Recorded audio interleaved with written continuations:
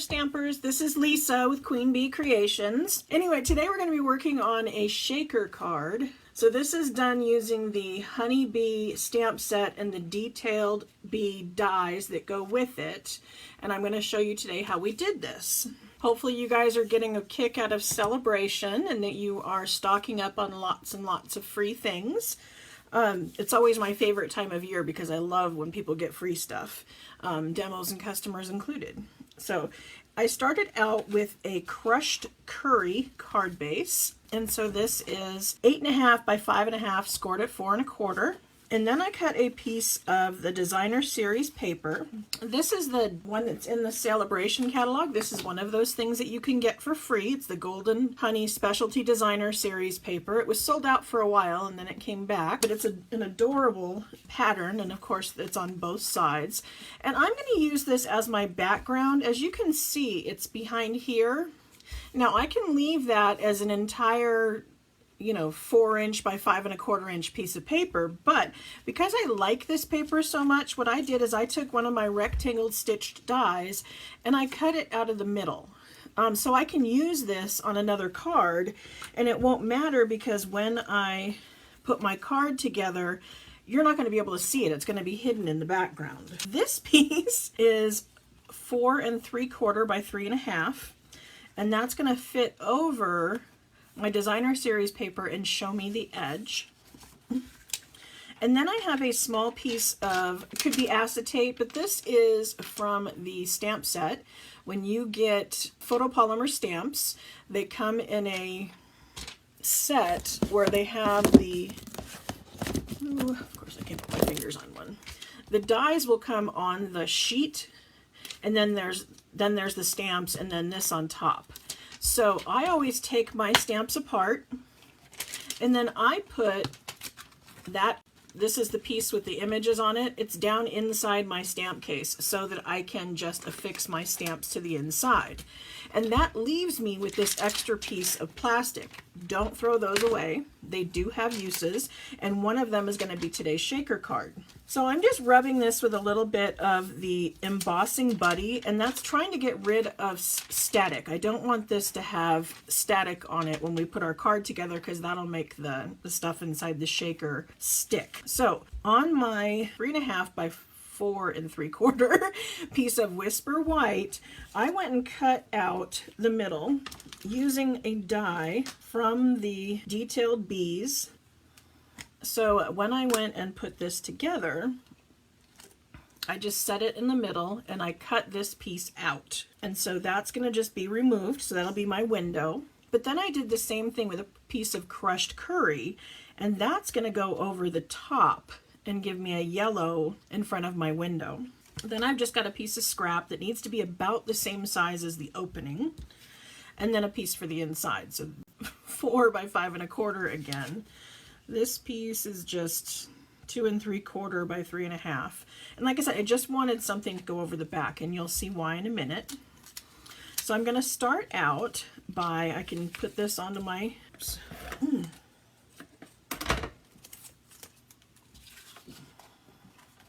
Now, like I said, I cut out the middle because I wanted to save that piece and use it on another card, but you could have a solid piece there if you wish.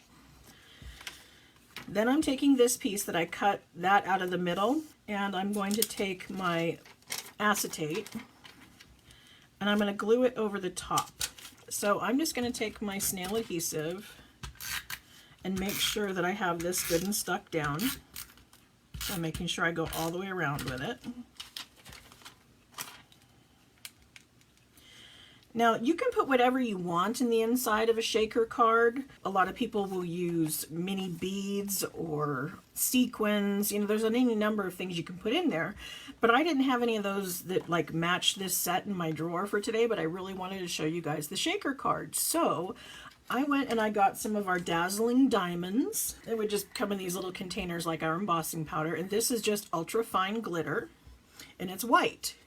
But I wanted yellow. So what I did was I found a small container and I put some of that in here. And then I mixed in a few drops of our re-inker. So this is crushed curry re-inker that I added to our white Dazzling Diamonds. Now it made some little green beads that I had to like really mash up with the spoon to make sure that they were evenly spread. But for the most part, I just had to add it in there and then give it a good shake. And that's gonna mix up that color and turn your white glitter any color you want, or any color you have a re-inker for anyway. So say you were playing around with the Magical Mermaid, you might want to do this in blue, or you know, around Christmas time you might want to do it in something else, and maybe a red or a green. It all depends. So, but today I'm using that yellow. I haven't showed you the set yet, have I? I usually do that early on. But we're using the Honeybee bundle and the Detailed Bees dies. Making sure that I don't have any static. And then I want to create a well around this. Now you can use the little straight strips that we have of the foam adhesive strips, or you can use your Stampin' Dimensionals. Now I chose to use the Stampin' Dimensionals today, but because I didn't want to put, you know, a bunch of the Stampin' Dimensionals side by side around it, what I did was I took some of our leftovers. And so this is a full sheet of the Stampin' Dimensionals that I've used up, and I just have these edges. And so I can cut off these edges and make them my piece around the outside. Now remember, if you're going to use these, or if you're going to use foam adhesive strips, use one or the other, because they're not the same height. I don't know why. They're just not. So you want to make sure you do that.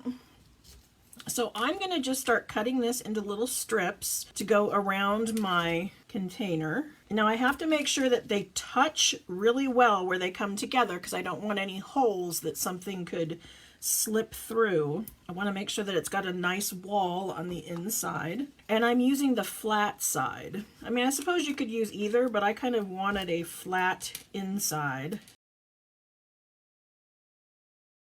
Okay, so now I have a wall all the way around this. Now I'm leaving the backing on. This backing has not been removed yet, because what I'm going to do is I'm going to take this glitter that I colored and I'm going to put some on the inside. Now I have to be careful. I don't want to put too much. You want to make sure that it has room to glide around, so it doesn't need much. I just have that little bit. And then that's where this piece is going to come in. That's where I was saying I wanted something to cover that up. And I want to put a bee on the inside, you know, just cuz. And so I'm going to get the little bee out of that Honeybee stamp set and some Memento black ink. And I'm just going to stamp one on the inside. And I forgot last time, but I want to make sure I'm going to color the bee. So his body has got the crushed curry. This is one of our dual-sided markers. And so I use the brush tip end to color in my bee. And then I'm going to use the Wink of Stella on his wings, because I want his wings to glisten a little bit, because they're usually wet. So we want it to look like a real honeybee. So then once that's dry, we can go ahead and peel this off. A lot of people love this bundle. It's very pretty, and it's been very popular this year. Okay, so now I have it removed all the way around, and I'm just going to set this down. Now, a lot of people will try to put their stuff inside their shaker card and then somehow flip it over to the card base. I make a mess every single time I do that. So I found if I can leave the card this way with the stuff in it, then just place my cover onto the top of it, I don't lose anything, which is a very good thing for me. Not quite as much mess as there would be otherwise. You can do it either way you want. I found that very helpful.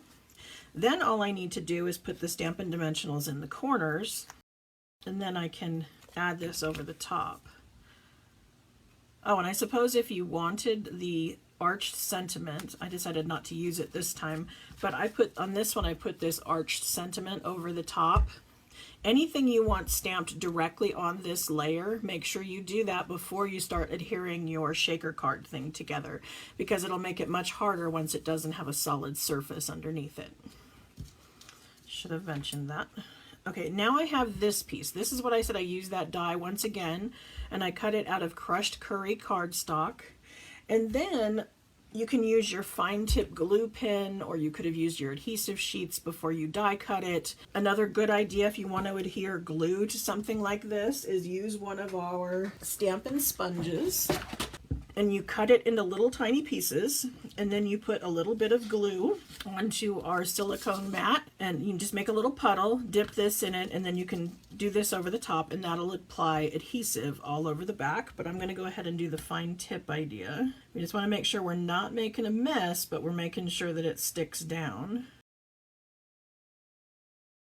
Okay, so I've just got glue kind of all over that, and then I'm going to place it down over the top, so it fits right back in the hole that the white one came out of. It's basically the same cut, only different colors. Then I went ahead and I stamped the hive. I stamped this in crushed curry. Now you may want to do this on the Stamparatus. On the Stamparatus, when something is really solid like this, the Stamparatus allows you to stamp over and over again in the same spot, giving you a much more solid image. But I chose this time to just stamp it regular because I kind of liked the idea of it not being solid. I don't know why. But I kind of like the variation in the color on this one. Some people like that, some people don't. It's your choice. You can do it either way, but for stamping regular, you get that kind of shading. For stamping on the Stamparatus, it would be a solid color. And then I took the little bee once again with the tuxedo black ink, and then I just stamped 3 of them on the excess paper up here.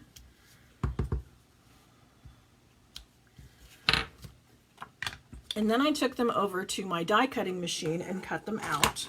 So then I had the little beehive, and the bees are separate. So what I'm going to do is I'm just going to take some adhesive, and I'm going to put my hive down in the corner where I wanted it. And then I can attach my bees. Now you could have stamped the bees directly onto the layer. I kind of liked them stamped separately because I didn't have room to put another layer of dimensionals. I mean, I could have, but it wouldn't fit through the mail. But having them stamped separately does make them look like they're, I don't know, a little more popped up. Oh, and I want to make sure I come back in with my marker, and I'm going to color the center of the bees. And then use my Wink of Stella on the wings. Now I'm giving the body a little bit of a squeeze so a little more comes out than normal. So I don't know if you can quite catch that, but the wings will sparkle a little from the Wink of Stella. Now I can add another bee down here, maybe a sentiment over here on a little flag. I haven't decided what I'm going to do with that yet, but that's partial.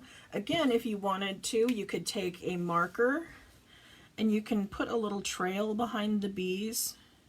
And I'm just making little dots.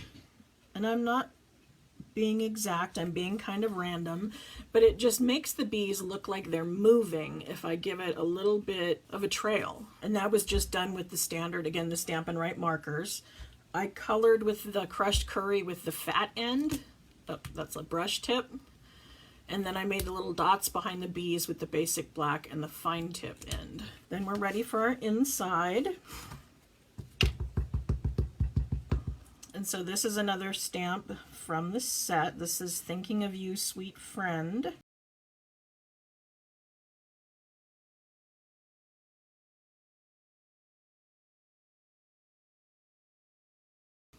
And so there you go. In just a quick 20 minutes, we did a honeybee shaker card with colored Dazzling Diamonds glitter. Again, that was used with our honeybee stamp set and the detailed bees dies. And I'm going to go ahead and put the links to purchasing these from my store in the description of this video. You can go ahead and purchase this from my store. I do suggest buying them as a bundle because as a bundle you save 10%.